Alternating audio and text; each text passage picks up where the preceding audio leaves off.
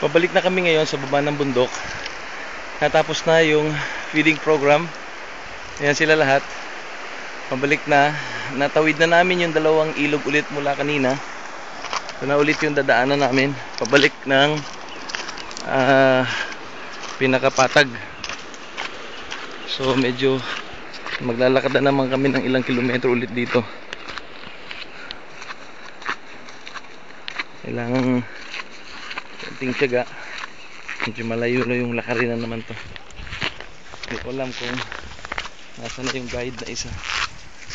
Wala yung isa naming guide. Nauna na siguro siya. Nandun sila pastor sa likuran ko. Naglalakad. Talagang basa kami hanggang bewang. Malalim yung ilog, malakas yung current. Kaya muna, hindi ko na alam kung saan ang daan. Tayo ko yung mga kasama ko.